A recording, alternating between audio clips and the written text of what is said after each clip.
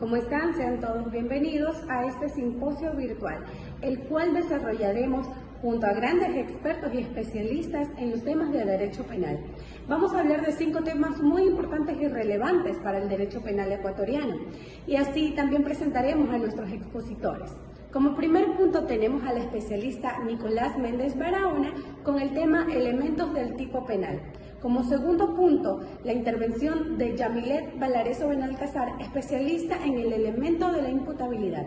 Como tercer punto tenemos al especialista Gina Carranza Párraga con la fundamentación de la culpabilidad y pena. Como cuarto punto tendremos la especialista Francesca Molina Alvarado con el tema de teoría mixta. Y como último punto, pero no menos importante, al especialista Natalie Castillo Guevara con el tema responsabilidad penal de los menores de edad. Los invitamos a que ustedes sean partícipes de este simposio. Muy buenas noches, gracias por asistir a este simposio. Mi nombre es Nicolás Méndez, ya tienen la presentación en pantalla. Yo les voy a hablar de los elementos del tipo penal. Tenemos la tipicidad, que tiene elementos como el elemento objetivo y el elemento subjetivo, ya los vamos a detallar. El sujeto, que puede ser sujeto activo o pasivo. Y tenemos el objeto, que puede ser el objeto material y también el bien jurídico protegido. Vamos a detallar un poco para que ustedes entiendan estos elementos y estos presupuestos que se tienen que cumplir para que se pueda determinar una sanción penal a un procesado. Si uno de estos elementos no se cumple, sencillamente no habría el por qué, primeramente, acusarle, formularle cargos o en su momento imponerle una pena privativa de libertad. El primer elemento, la tipicidad, una conducta típica o tipicidad, tiene que ver con todas las conductas que conllevan a una acción u omisión que se ajustan a los presupuestos establecidos como delito dentro de un cuerpo legal. Esto quiere decir que para que una conducta sea típica, debe constar específicamente, en el caso ecuatoriano, en el Código Orgánico Integral Penal. Dentro de los elementos de una conducta típica está el elemento subjetivo y el elemento objetivo. El elemento subjetivo se refiere a los estados mentales, intenciones o conocimientos específicos que deben estar presentes en la mente del sujeto activo al momento de cometer el delito, es decir, el dolo y la culpa. Hay delitos que son dolosos y hay delitos que son culposos. Dolo es cuando tiene la intención el sujeto activo, ya tiene premeditado, tiene esa intención de lesionar un bien jurídico protegido. Mientras que la culpa puede ser un accidente de tránsito en donde la persona no tenía esta intención, pero por faltar al deber objetivo de cuidado, causa esta conducta típica y antijurídica. Mientras que el objetivo, el elemento objetivo, es la parte externa de la conducta. Son los verbos rectores y en algunos tipos penales vienen acompañadas de circunstancias complementarias. Vamos a poner ejemplos para que ustedes puedan entenderlo. En el delito de espionaje, el cual se encuentra establecido en el artículo 354 del COIP, vamos a leerlo. La o el servidor militar, policial o de servicio de inteligencia que en tiempos de paz realice uno de estos actos será sancionado con pena privativa de libertad de 7 a 10 años. ¿Cuáles son los verbos rectores? Obtenga, difunda, falsee, inutilice. Y viene acompañado de una información, de un elemento complementario. Información clasificada legalmente. Vemos más abajo más verbos rectores dentro de este tipo penal. Interceptar, sustraer, copiar, más abajo, enviar, ocultar, alterar, suprimir, destruir. Entonces, estos son los verbos rectores y como ustedes pueden ver en rojo, las situaciones complementarias. Mientras que en el sujeto, que lo vamos a ver en este momento, el sujeto como uno de los elementos fundamentales dentro del derecho penal y de cualquier tipo penal, se divide en sujeto activo y sujeto pasivo. El sujeto activo es quien realiza la conducta delictiva, es decir, quien lleva a cabo esta acción considerada como un delito, mientras que el sujeto pasivo es quien sufre las consecuencias de dicha conducta, es decir, la persona o entidad que es afectada por este delito. El sujeto activo, hay sujetos activos específicos y hay sujetos activos que son comunes. Vamos a ver un ejemplo de un sujeto activo específico. El delito de espionaje, nuevamente, el artículo 354. La o el servidor militar, policial o de servicio de inteligencia. Ustedes estarían, por ejemplo, estudiantes de derecho o de pronto profesores de derecho, ¿estarían dentro de este sujeto activo? No, porque no son servidores militares, ni policiales o de servicio de inteligencia. Si a ustedes les ponen una denuncia por espionaje, pues la denuncia se va a caer, porque no constituyen ustedes un sujeto activo específico a lo que dice el tipo penal. Mientras que hay pues, sujetos activos comunes, como en el delito de homicidio, el artículo 154 habla de manera general. La persona que mate a otra será sancionada con pena privativa de libertad de 10 a 13 años. La persona puede ser cualquiera, un estudiante, un profesor, una ama de casa, un albañil, un carpintero, un taxista. Es un sujeto activo común. Bien, ahora dentro del sujeto pasivo también hay algo que puede considerarse como específico. Por ejemplo, en el delito de femicidio, dice el artículo, la persona que como resultado de relaciones de poder manifestadas en cualquier tipo de violencia, de muerte a una mujer, dice a una mujer, es el sujeto pasivo en específico. Continuamos con el objeto, otro de los elementos del tipo penal. El objeto es otro de los elementos esenciales dentro del tipo penal en el derecho penal. Se divide en objeto material y el objeto jurídico o bien jurídico protegido.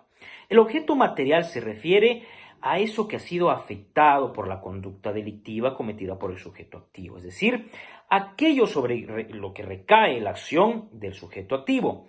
Por otro lado, el objeto jurídico o bien jurídico protegido se refiere al interés protegido por la norma penal, es decir, al valor o bien que se busca preservar a través de la tipificación del delito.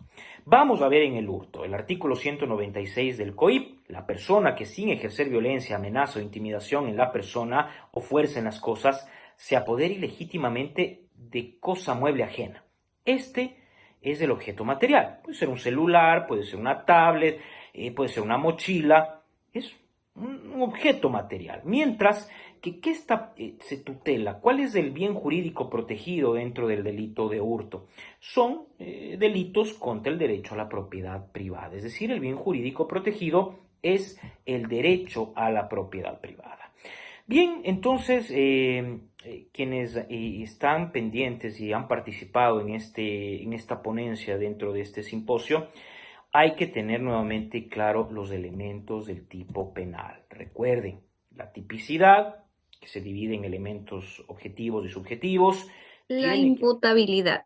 La imputabilidad, como aquel término en el derecho penal, se utiliza para la posibilidad de la imputación subjetiva o individual a un hecho delictivo del autor. Esto conlleva a la normalidad psicológica y madurez del desarrollo mental del sujeto activo. La imputabilidad o capacidad de culpabilidad es un término jurídico que hace referencia a adjudicar a una persona mentalmente capaz de delinquir en la comisión de un delito o un hecho delictivo. El término imputabilidad está estrechamente relacionado con la psicología. El término desprende los conceptos de culpabilidad y la responsabilidad penal. Desde el punto de vista jurídico, corresponde a la obligación de sufrir o pagar las consecuencias penales que el orden legal lo indica. Esto conlleva a que los órganos judiciales son los únicos autorizados para imputar a una persona. Para que un sujeto sea imputable, tiene que tener dos exigencias, como son que la gente tenga la conciencia de su acto, que él recuerde o que él tenga el hecho de lo que pasó en este momento del acto delictivo y que su presencia o ausencia en nada afecta a su conducta. Esto de aquí también depende del valor de la culpabilidad. En el término que tenemos los elementos de la imputabilidad son los siguientes. Tenemos la capacidad de autodeterminación, la capacidad de querer, la capacidad de hacer. Tenemos la facultad de conocimiento de la conducta determinada. Es el hecho de lo que él realizó, el recuerdo. El reconocimiento que la ley hace y que se tienen las capacidades mencionadas en los dos puntos que anteceden anteriormente. La imputabilidad se refiere a un término del sujeto puede ser impugnado para poder afirmar si una persona es imputable al caso. Se exigen los elementos como el primero, la comprensión intelectivo o la determinación. Tenemos como primer punto que es el tema de la comprensión. El primer elemento que debe existir para poder adjudicar la responsabilidad de un hecho es el término de la comprensión de una persona, es la capacidad para valorar la licitud de un hecho. El término de determinación se refiere a la capacidad del sujeto activo para manejar su voluntad y conducirla conforme a lo estipulado a la ley. De esta forma únicamente será exigida la conducta adecuada a este derecho, de no verse alterada de forma relevante del área cognitiva y afectiva. Por eso es importante tomar la decisión de voluntad que dio lugar a la comisión del delito. Tenemos como ejemplo un caso que se dio en Chile con la joven Nicole Santillano, de 22 años, fue asesinada lamentablemente cuando vimos que en su caso el criminal, podemos llamarlo así, Lucas Ascona, fue determinado pues con imputabilidad. ¿Por qué? Porque se realizaron pues las respectivas pericias psicológicas, donde determinaron que él tenía un perfil misógino, que significa el odio a las mujeres, los rasgos psicópatas, que indica pues no el tema de perseguir, de persuadir a la mujer. Él tenía pues plena conciencia y control de sus actos, que eso es muy importante para poderlo declarar su hecho en la imputabilidad. Tenemos que la persona estaba totalmente lúcida, se determinó mediante los psicólogos con sus respectivos exámenes y se hizo la declaración de imputabilidad. Esto comprende que él mismo se podía haber controlado en ese momento o que pudo haberse detenido pues al tema de esta actividad, de esta acción que realizó el asesinato. Él lo declaró y a su vez con los determinados exámenes psicológicos se determinó con el psiquiatra que era un hecho de imputabilidad. Muchas gracias.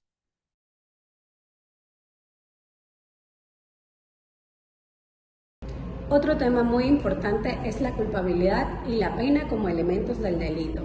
Nuestro objetivo será tener como finalidad identificar esclareciendo los hechos, proteger al inocente, sancionar al culpable y reparar los daños causados por el delito. También podemos ver a través de esto como fundamento de la pena, como el límite de la pena y como el elemento del delito se van a acoplar y van a hacer una fusión sobre todo esto en el derecho penal para poder identificar correctamente estos puntos. En la práctica actúa como un principio que de esta fundamentación de la pena, y es que no hay pena si no hay culpabilidad, señores. Por lo tanto, no se puede amenazar con pena y hechos cometidos sin que haya culpabilidad efectiva. Entonces, podemos decir que en efecto, cuando nos referimos a culpabilidad, solemos hacerlo de diferente sentido. Por un lado está la parte dogmática, que es la que se refiere al fundamento en sí de esta pena y que incorpora como elemento a la noción del delito. Entonces, solo podremos aplicar la pena al autor de un hecho típico, antijurídico y culpable. No vamos a fundamentar la relación a la pena, sino el grado de ella, por su tipo, su gravedad y qué intensidad tomará y la responsabilidad que caracterizará la culpabilidad. Podemos mencionar dos artículos de la Constitución, el artículo número 34, para que una persona sea considerada responsable penalmente, deberá ser imputable y actuar con conocimiento de la antipublicidad de su conducta.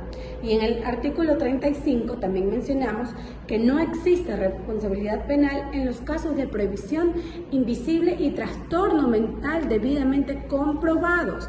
Entonces, como el principio de culpabilidad, estamos diciendo que limita al ius puniendi del Estado o su potestad sancionadora a que exista, como presupuesto de dictar cualquier sanción, la responsabilidad o culpa de un autor sobre un hecho delictivo. Y como principio de responsabilidad penal, este principio establece que se sancione o se culpe responsablemente del delito, lo cual implica evitar que terceros se incumplen o asuman dicha responsabilidad. De esta manera se evita condenar a alguien por un delito ajeno, pues no. Como principio de responsabilidad por el acto, este principio implica que los jueces deben enfocarse en el delito del autor, más no en la personalidad o características externas de quien sea el acusado. Y como principio del dolo o de la culpa, con este principio se busca que exista una condena por la responsabilidad o participación con dolo o culpa. Con ello se da la prohibición penal y de responsabilidad por consecuencias fortuitas de actos oficialmente ilícitos. Y como principio de imputación personal, con este principio vamos a buscar evitar que menores de edad o aquellos que cuenten con alguna enfermedad mental sean imputados y tengan una condena como alguien que esté apto para saber que está cometiendo un delito. Todos estos puntos son muy importantes, ya que nosotros nos vamos a centrar quiénes son y cómo afirmar quién es responsable penalmente y cómo podemos acusarlo por un delito. Entonces, vamos a deducir que el proceso lo vamos a desarrollar a través de audiencias, facilitándolo a través de la transparencia en la actuación de los jueces y las partes. Todo esto nos va a llevar a determinar si hay culpabilidad y pena o no. Yo les agradezco muchísimas gracias por su atención. La teoría mixta en el derecho ecuatoriano se refiere a la combinación de elementos de un sistema penal y del sistema penal inquisitivo y el penal acusatorio. Pues eso de aquí, antes de profundizar tanto en la teoría, que es la teoría mixta, pues es importante entender los dos sistemas principales en las que se compone. En la que está primero el sistema penal acusatorio, la cual se basa en los principios de contradicción, oralidad, publicidad y la igualdad de armas entre las partes. En este sistema en especial, el juez tiene un rol más neutral, ya que éste actúa como un árbitro imparcial, mientras que las partes, ya sea el fiscal y la defensa, tienen la responsabilidad de presentar las pruebas necesarias y los argumentos para convencer al juez si la persona es inocente o culpable, dependiendo de lo que se le está acusando o de lo que se está defendiendo. Este sistema se centra en proteger los derechos fundamentales de los acusados y garantizar un juicio justo. Pues por otro lado, el sistema penal inquisitivo se caracteriza por tener al juez un poquito más activo e investigativo. En ese sistema el juez tiene más facultad de iniciar una investigación, recopilar los datos, recoger toda la información de que los abogados le presenten, la cual ayuda a determinar la culpabilidad de la persona en la que se está enjuiciando o la que se está defendiendo. Las partes, tanto como el fiscal y la defensa, tienen el papel secundario. Es muy al contrario del anterior, que eran los principales que investigaban. Estos de aquí ahora se limitan a presentar pruebas ante el juez.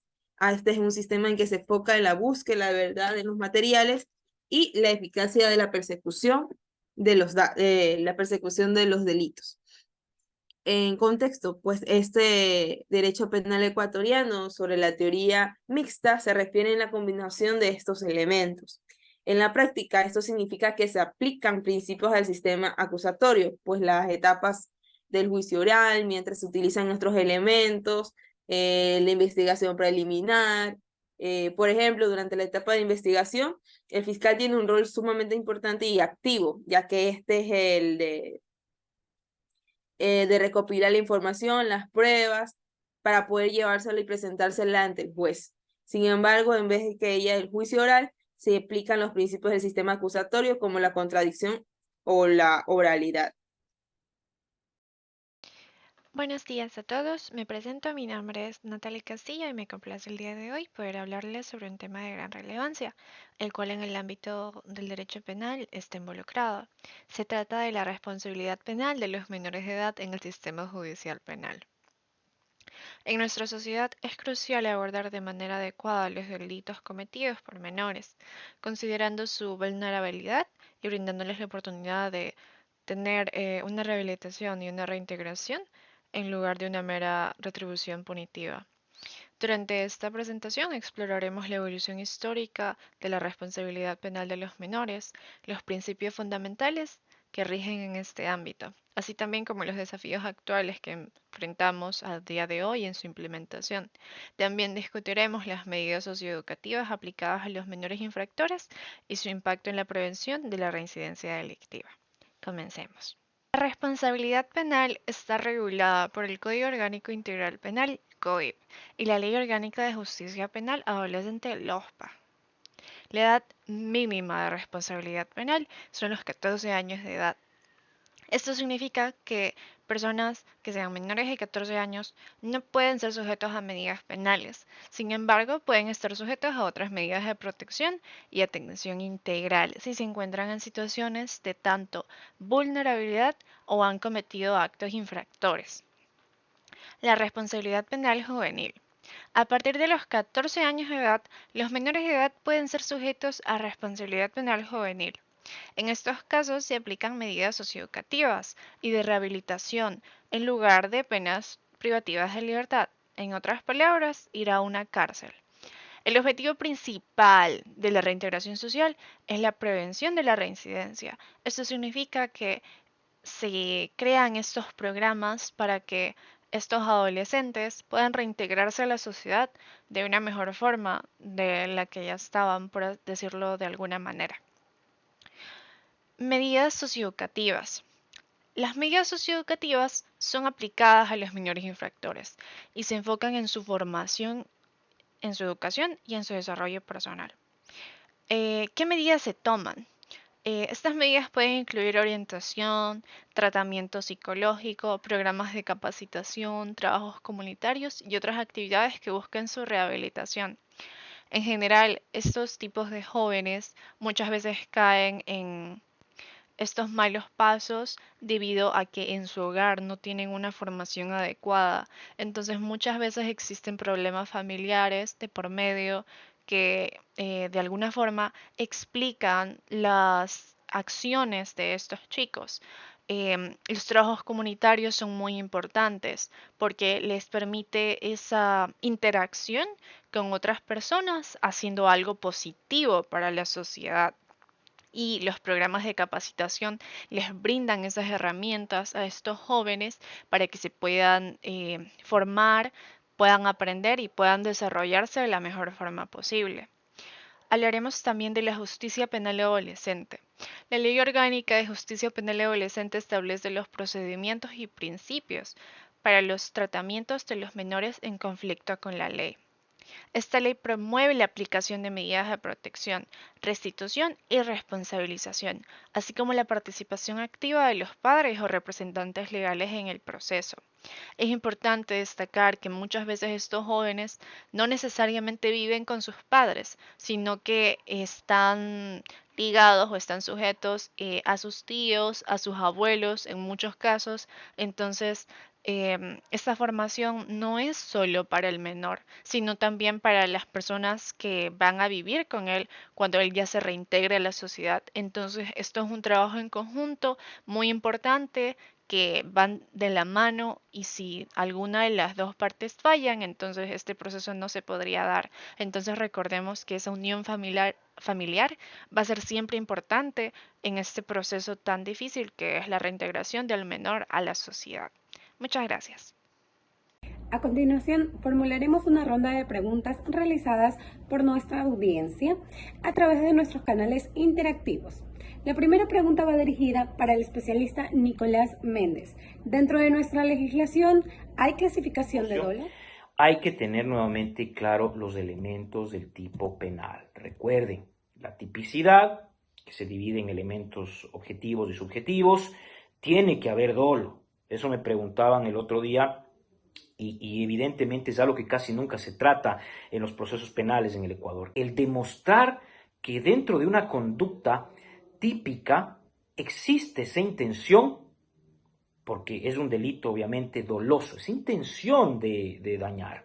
Y por otro lado, la culpa. En algunos otros legislaciones, en otros países y en la doctrina se habla de niveles de culpa, ¿ya? De nivel de primer grado, de segundo grado, de tercer grado, sobre la culpa. Porque, por ejemplo, no es lo mismo en un accidente de tránsito pasarse el semáforo al mediodía en una avenida sumamente transitada y causar un tremendo accidente de tránsito, que de pronto por pasarse un semáforo se me ocurre, a las 3 de la mañana en una calle poco circulada y que hayas causado un accidente. Yo creo que sí se debería abordar mucho más este tema de las clasificaciones de la culpa. De todas maneras, gracias por prestar atención a esta ponencia. Les quedo muy agradecido y cualquier pregunta será muy bien recibida. Nuestra siguiente pregunta va formulada para la experta Natalie Castillo. ¿Qué programas o iniciativas existen en Ecuador para la rehabilitación y reintegración social de los menores infractores? Respondiendo a su pregunta, sí existen en Ecuador y su nombre es Centros de Adolescentes Infractores, CAI. Estas son instituciones especializadas en Ecuador que se encargan de la atención, rehabilitación y reinserción de los menores de edad en conflicto con la ley. Estos centros tienen como objetivo principal proporcionar un ambiente adecuado, un ambiente seguro para la reintegración de estos menores a la sociedad. Cuentan con bastantes características que el día de hoy les voy a comentar. Como punto número 1 tenemos la atención integral. Ellos brindan una atención integral a los menores infractores. Abordan aspectos muy importantes como los cuales son la educación, la salud, la capacitación vocacional, el apoyo psicológico y la orientación socioemocional. El objetivo es promover su desarrollo y su reinserción a la sociedad. Además de eso, cuentan con programas educativos. Estos programas educativos buscan garantizar su derecho a la educación y brindarles oportunidades para adquirir esos conocimientos y habilidades que les permitan reintegrarse a la sociedad de una manera productiva. Como punto número 3 tenemos alojamiento y cuidado. Se les brinda centros seguros, se les brinda seguridad y bienestar para que durante su estadía en todo este proceso se pueda dar de la mejor forma posible. También existen programas de capacitación. Estos programas de capacitación ofrecen buscar que ellos busquen su vocación, que ellos desarrollen habilidades prácticas y en general todo este proceso se da para que cuando ellos se reintegren a la sociedad puedan encontrar trabajos acordes a lo que a ellos les gusta y en general para que puedan salir adelante después de culminar durante todo este proceso. Como último punto tenemos actividades recreativas y deportivas. Como pueden visualizar en las imágenes que he puesto de diferentes ciudades de nuestro país, en un lugar ellos participaron en un evento de ajedrez, en otro lugar estaban practicando un deporte y en general siempre se desarrollan estos eventos que lo que buscan es promover y aplicar todos estos conocimientos que se dan en las clases para de esta forma poderse desarrollar de manera física, emocional y social, y esto fomenta la disciplina, la cooperación y el trabajo en equipo. Recordemos que son habilidades que se usan en el día a día, tanto en la vida cotidiana como en la vida profesional. Muchas gracias. Permítame responder la siguiente pregunta. ¿Cómo se puede afirmar la culpabilidad de un autor y dar responsabilidad penalmente? Bueno, hay tres elementos muy importantes y fundamentales para poderlo determinar. El primero es que tenga la capacidad de comprobar la relevancia de un hecho. El segundo es que conozca de su conducta y que ésta estaba prohibida penalmente por las leyes. Y tercero, que no existan circunstancias susceptibles para que afecte a la persona. La siguiente pregunta va dirigida para la experta Yamilet Valareso. ¿Qué tipo de examen determina la imputabilidad? ¿Quién es la persona encargada de realizar este tipo de exámenes psicológicos? Bueno, tenemos los profesionales, que es el psicólogo forense. Él no demanda, ni defiende, ni juzga, puesto que la imputabilidad jurídica es la tarea de los jueces. Pero lo que sí hacen los psicólogos forenses es establecer la casualidad psíquica entre el encausado y sus actos cometidos, entendida esta como la imputabilidad psíquica, que realizan estos estudios para poder determinar la imputabilidad. Como última pregunta, pero no menos importante, dirigida para nuestra especialista Francesca Molina. ¿Por qué es importante destacar la teoría mixta en el derecho penal ecuatoriano? De suma importancia destacar que la implementación de esta teoría mixta en derecho penal ecuatoriano ha sido objeto de debate y críticas, ya que algunos argumentan que esta combinación de sistemas puede generar confusiones y violaciones a los derechos fundamentales de los acusados. Otros consideran que la teoría mixta permite aprovechar las ventajas de otros sistemas y adaptarse a las necesidades del sistema de justicia penal del Ecuador. Pues se puede decir que al final la teoría mixta en el derecho penal ecuatoriano implica la combinación de los ya mencionados elementos, tanto en el sistema inquisitivo como el acusatorio. Esta combinación busca equilibrar la protección de los derechos fundamentales de los acusados con la eficacia en la persecución de todos los delitos. Gracias.